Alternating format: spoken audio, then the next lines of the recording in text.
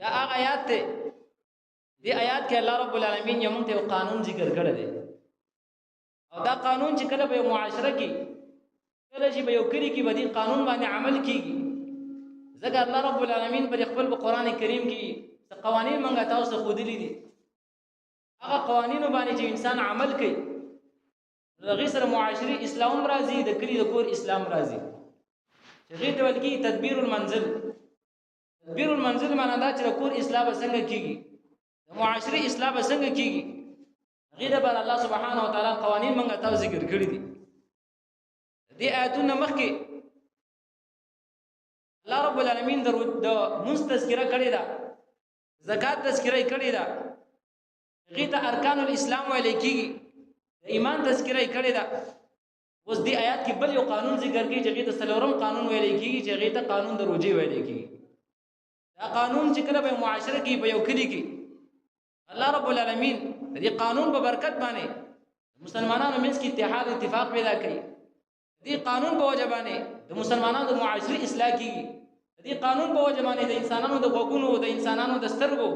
د انسانانو د جبو اصلاح کیږي هغه دې قانون باندې کیږي کله چې په معاشره کې د روزي قانون نافذ شي په کور کې نافذي په معاشره کې نافذي الله سبحانه و تعالی دې قانون په وجه باندې د ملکونو اصلاح دا کړی دی مقابل کې هغه خلک هغه دا قانون سره انکار کوي چې کله انکار کوي په نيز دی مسلمانانو په اتفاق باندې انسان سره دا کافر دی دغه چې سړی روزه نه مني یا د پروژه کې دا روزه ماتول حلال غني بعض خلک کې مسلمانان خو نه نیوي یا د جهل د وجنه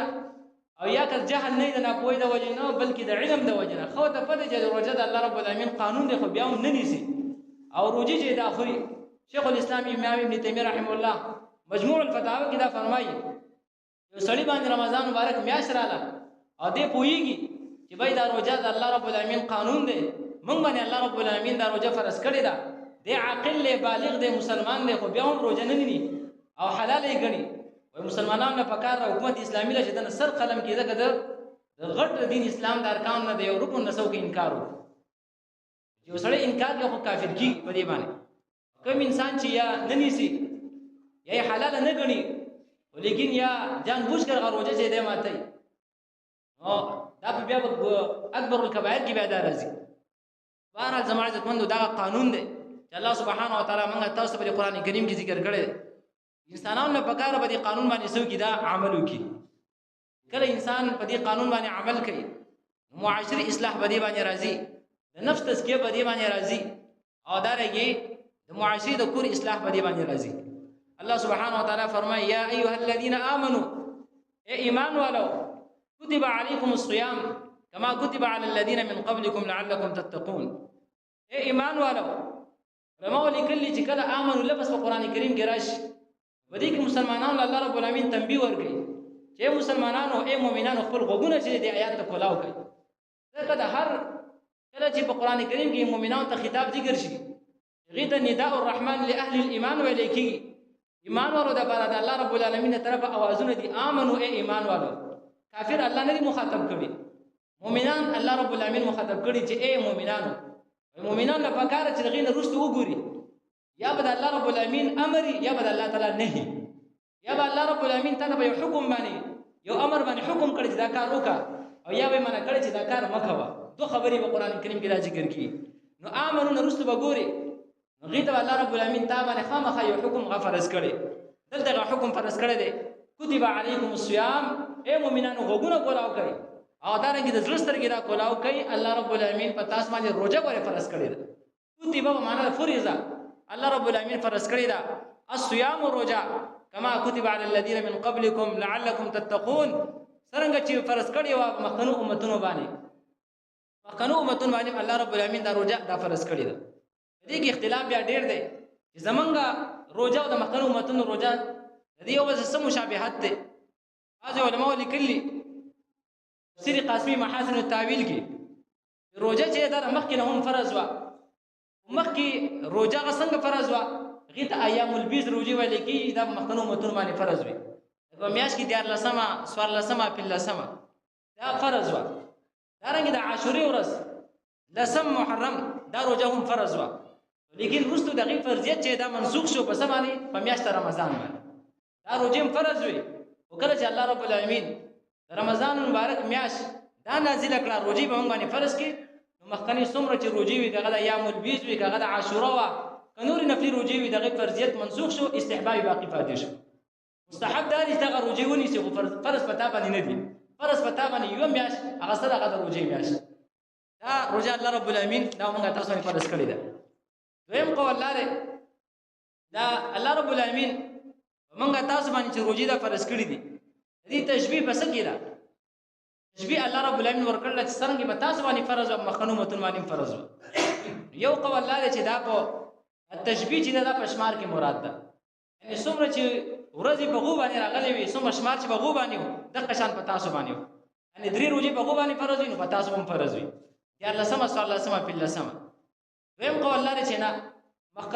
مخنو متون باندې رمضان مبارک روزي فرض وي لکه يهود او نصارا باندې روزه فرض و ولیکن غو به ځان زیاته کمې وکړو غو باندې روزه فرض و ځان زیاته او کمې وکړو ډیر سونه چې 50 ورځې هغه جوړ کړی ځان له بګي کې اختلاف پیدا کو ابن عادل الدمشقي اللباب کې دا قول ذکر کړی دی نصارو بګي کې څو ځان زیاته کمې دا وکړو غو باندې فرض کوم باندې فرض وي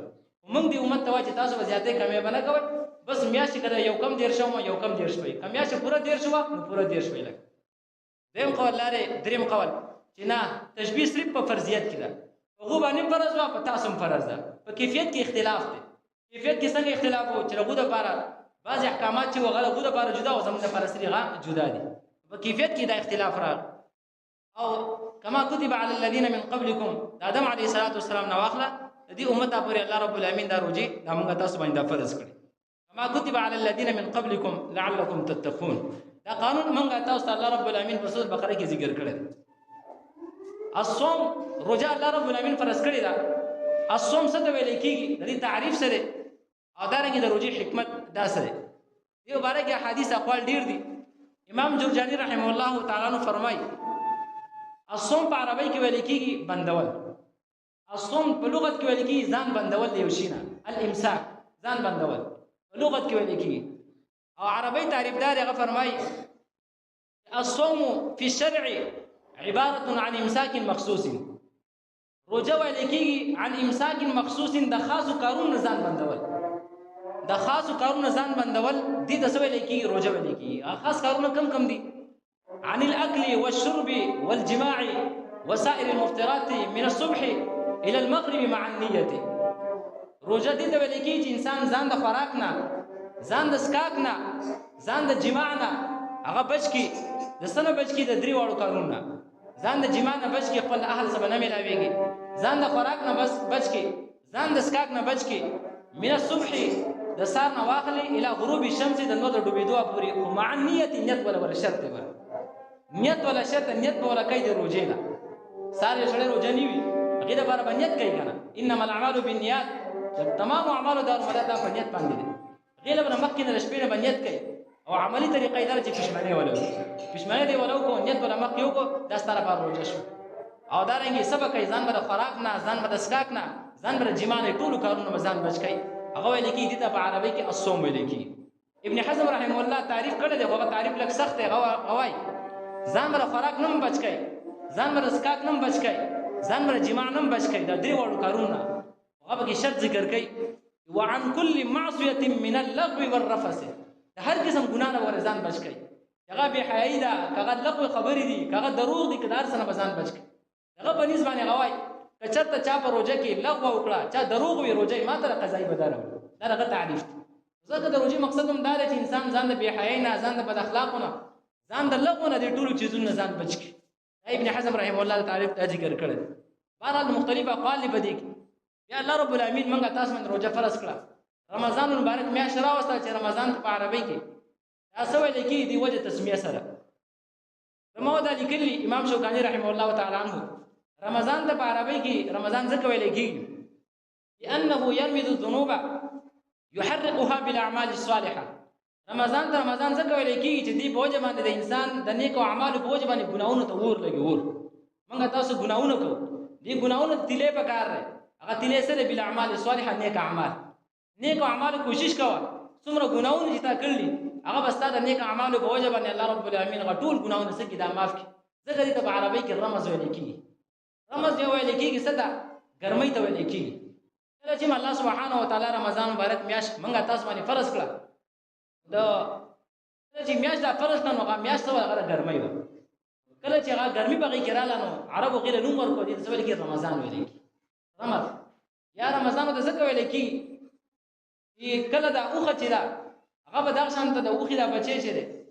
نو ګرمۍ وونه دغه د خپې چې دا بس سوځیدلې دې موسم کې دا اوخه دا خپې چې دا سوځيږي نو ځکه د سوال کې رمضان ویل کیږي مختلف تعبیرات دي او بهرحال موږ تاسو رمضان مبارک میاشت دا روزي موږ ځکه نیو چې الله سبحانه وتعالى زموږ اساسو ګناونه معاف کړي بس باندې بل اعمال الصالحه باندې اعمال وبال نبی صلی الله علیه وسلم رمضان مبارک فضایل کې ډیر احادیث ذکر کړي دي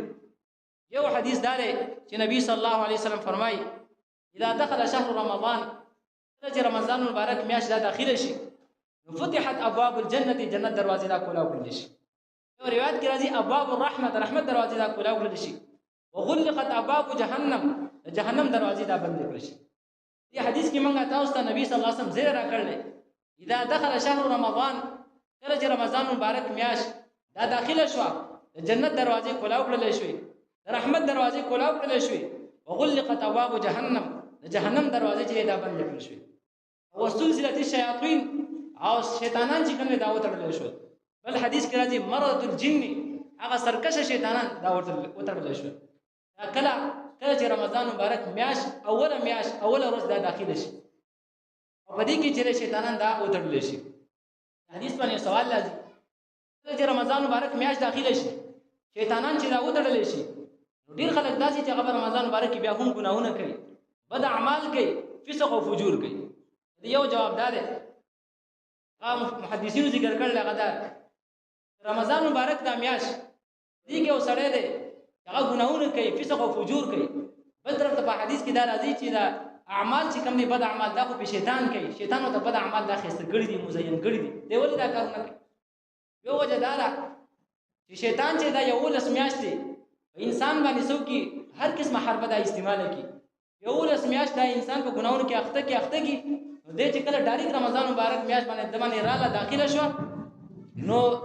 د چې مخکې دا توبه نه وکړل استغفار نه وکړل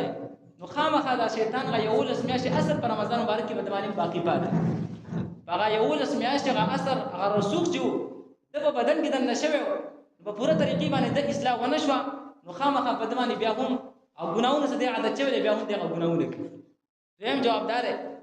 بعض علماء چې دا ول جواب دا کمزور دی دیم جوابدار کله چې رمضان مبارک میاشت دا داخله شو او انسانان دغه ګناونه کوي انسانان دي چې بیا هم نافرمانیانه کوي یو شیطان نه دی بلکې د انسان نفس ته چې انسان په ګناه باندې اخته کړی دی چې د نفس اماره ویل کېږي هغه بد نفس هغه ناکار نفس هغه انسان سګي په ګناونو کې هغه اخته کړی دی نو هغه نفس چې هغه کنټرولول نشي نفس دې کنټرولول نشي بلکې هغه نفس په دغه باندې څه حکم کوي هر انسان دا پکاره چې شیطان وتړل شو په نفس اصلاح پکاره دا د روزي مقصد دی چې الله سبحانه و تعالی موږ تاسو په قرآن کریم کې ذکر کړی شیخ الاسلام امام تیمیه رحمه الله فرمایي په دې حدیث کې مسلمانانو لپاره زیره ده نبی صلی الله علیه وسلم فرمایي رمضان مبارک میاشت داخله شو په دې کې شیطانان دا وتړل شو او دارنګه جنت دروازې کولاو کړل شو رحمت دروازې دا کولاو کړل شو فرمای انما هو للمسلمین الذين يصومون دا زیره خو هغه چا لپاره دی چې هغه رمضان مبارک روزي کوي هغه د رحمت دروازې کولاوي دي مسلمانانو لپاره د جنت دروازې دا کولاو کړل شو وایځکه انما يصومون ځکه هغه روزي کوي ولل كفار الذين كفار دا کافر دا حدیث وایي نه داخل کافر د رحمت دروازې باندې نه کولاو کړل شي ځکه چې هغه سرکشه غلط دي کافران دا زیره بشارت د مؤمنانو لپاره دی زمانه د موږ په کار چې باندې کې د رجوع په صحیح طریقې باندې اهتمام وکړو د رجوع چې کوم مقصد دی هغه مقصد هغه وپیژن او دارنګي رجوع چې باندې کې الله سبحانه و تعالی سکو دا رضا شیخ ابن عثیمین رحمه الله تعالی فرمایي وای خلق رمضان مبارک میاشت باندې رااله دا ډیره بهترینه میاشت او ډیره رحمتونو والا میاشت وان شهر رمضان شهر المغنم رمضان مبارک میاشت د غنیمت وګړي رمضان مبارک میاشت د غنیمت وګړي فاغتنموه دا غنیمت وګڼئ او بیا فرمایي غنیمت خو د هغه چا لپاره ده چې وکثرت الصلاه هغه کې ډېر زیات منځونه کړي وقراءة القرآن د قرآن کریم تلاوت کړي او بیا فرمایي والاحسان او د خلکو سره احسان کړي او رمضان مبارک میاشت غنیمت خو د هغه چا لپاره ده چې مسلمان ته زړه کې حسد بغض نفرت نه ساتي دوی لپاره دا غنیمت میاشت دا میاشت د غنیمت میاشت نو دا غنیمت وګڼئ نو څه چل وکړئ د قرآن کریم تلاوت پکې زیات وکړئ ذکر او اذکار پکې زیات وکړئ منځونه پکې زیات وکړئ قیام اللیل پکې وکړئ او د مسلمانانو سره د یتیمانانو سره د کونډو سره احسان وکړئ د هغو سره حسن سلوک وکړئ په فقراو د یتیمانانو سره همدردي وکړئ او بیا فرمایي خپل مسلمان لپاره زړه چې دا ور صفا سوتره کا بغض عداوت دا وسات مکه احادیث تیر شوي د صحابه کرامو هو فرمایل چې کله رمضان مبارک میاشت مونږ باندې داخله شوه مونږ کې بچا جرأت نه چې خپل مسلمان ورته خپل زړه چې قسم ګنده کړل وږي بچا دا جرأت نه او رمضان مبارک میاشت مونږ تاسو باندې راشي ټول حسدونه ټول بغضونه موږ روزي ته راکاږو ټول جنگ جګړې فساد موږ روزي ته راکاږو قتل او غارت ظلم زیاتې موږ تاسو روزي ته راکاږو ادارنګ به حي خبره موږ تاسو ټول روزي ته راکاږو صحابه کرام صفات دا چې رمضان مبارک میاشت په داخله شوه هغه جمعه نه بار نه وته بلکې د اوسره غم او فکر چې موږ په دې کې الله رب العالمین څخه خدای رضا کو شپږ میاشتې مخکې به دعاګانې وغوښتلې او شپږ میاشتې به تېرې شوې بیا الله موږ ته د رمضان مبارک د اعمال څخه دا قبول او منظور کړي دا صحابه کرام زموږ په صفاتونو موږ تاسو را پکار خپل روزي سوکو دا حفاظت وکړو او خپل روزي سوکو دا کنټرول کړو د هر قسم نه بهاینا د هر قسم بد اخلاقینا رسول الله صلی الله علیه وسلم هغه خلکو ته وعید بیان کړی دی چې کوم خلک رمضان مبارک میاشت په دوی باندې داخله شول او دارنګي رمضان مبارک کې دوی خپل سترګو حفاظت ونه کړي خپل جبه حفاظت ونه کړي نبی صلی الله علیه وسلم فرمایي داسې خلاص کار هیڅ حاجت نشته چې دې انسان خلاص کار پرېږدي من لم يدع قول الزور والعمل به فليس لله حاجة في أن يدع طعامه وشرابه نبی صلی الله علیه وسلم فرمایي من لم يدع قول الزور څوک چې دروغ پرې نه دي څوک چې دروغ ګواهي پرې نه دي څوک چې بې حیا خبرې پرې نه دي والعمل به او په دې باندې عمل کوي دروغ وایي بې حیايي کوي ناروا کارونه کوي فليس لله حاجة الله رب العالمین ته داسې روزي حاجت نشته ان يدع طعامه وشرابه چې دې انسان صرف د خوراک کار نه روزه کړې ده سر نه مقام پورې صرف خولې د خوړې د خوراک نه اچولی دی صرف د سکاک نه اچولی دی بلکې نور چې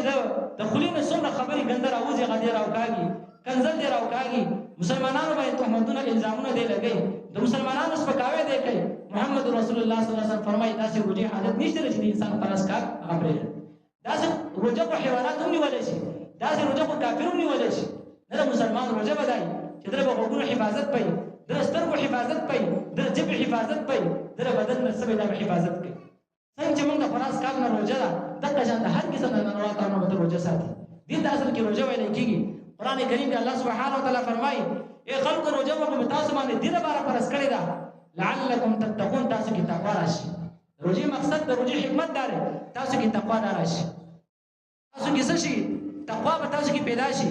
او دارنګه تاسو د دې تقوا په وجه باندې رب العالمین د عذابونو شي دا بچي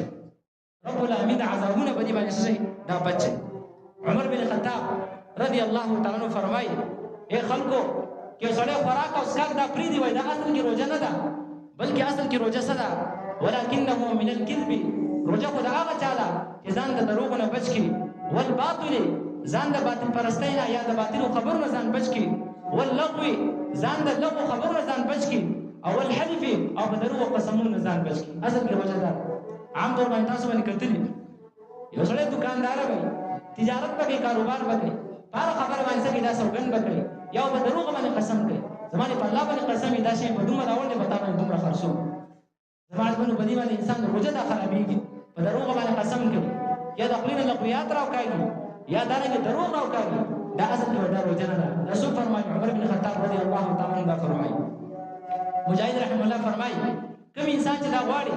زما روزه محفوظ شي هغه دا پکار راځي چې دوه خصلتونه پیدا کړي وای خصلتان من حفظهما کوم انسان چې دوه خصلتونه رااله دوه چیزونه رااله من حفظهما او دې انسان د دې دوه خصلتونو په دې کې رااله د حفاظت وکړو نو دا انسان څه شو کامیاب او کامران نشي هغه سره الغیبت والکذب ځان د غیبت نه بچ کول ځان د دروغ نه بچ کول